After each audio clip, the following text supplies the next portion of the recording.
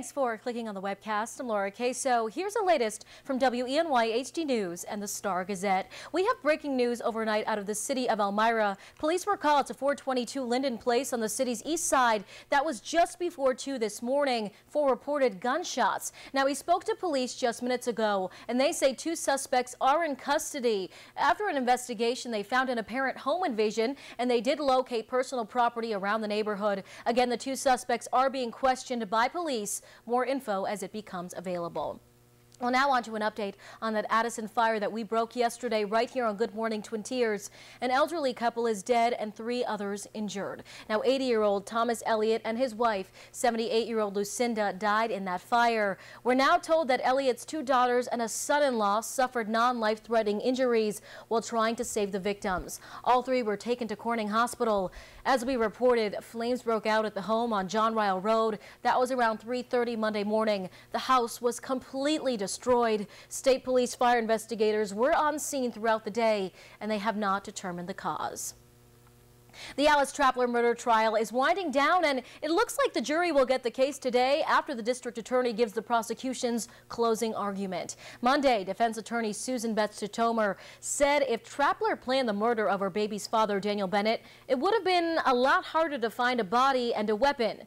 Beth Chitomer pointed out that Trappler works at a construction company, and she digs big holes for a living. She has access to large digging equipment, has a lot of land, and could have lured Bennett to her house to see their daughter rather than sending someone to shoot Bennett at his home and leave his body on the couch. I made the best arguments I could, and I think they were good arguments, and I have a good feeling of confidence, but you don't know until the jury does what the jury does. I mean, it's in their hands. What defense counsel said doesn't change our theory of the case one bit.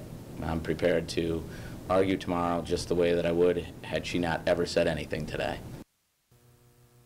DA Joe Fazzari will make his closing statement this morning, then the case goes to the jury. New York State Senate has now made it a crime for any school employee or volunteer to have any sexual contact with a student, even if that student is of consenting age. Now, the bill passed yesterday is intended to protect full-time students from employees who engage in inappropriate relationships. New York State legal age for consent is 17, but this bill makes it for all students. Violators would be charged with a Class E felony and up to 4 years in prison. And now here's meteorologist John Hickey with your forecast. John.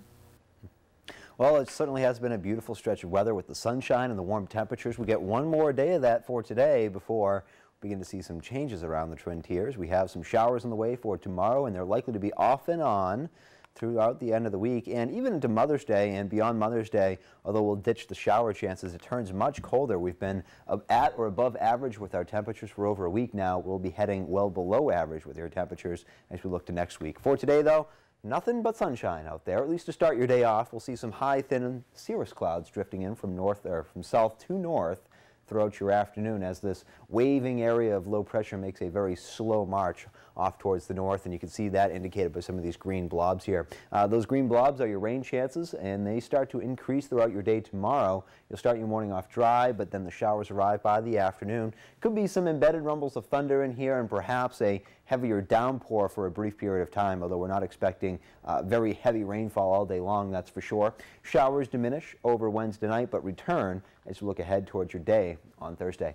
Interactive Sky Tracker 7-day forecast. Temperatures turning a bit cooler with these showers, and then much colder for Mother's Day into next week. Could have some potential frost and freeze problems as we look ahead towards that portion of your forecast. That is the forecast for now. Here's Laura. All right, beautiful day ahead. I'll take it. Thanks, John, for the latest news, weather, and sports. Be sure to watch WENY HD News at 5:30, 6, and 11. And don't forget to pick up a copy of today's Star-Gazette. I'm Laura Queso. Have a great day.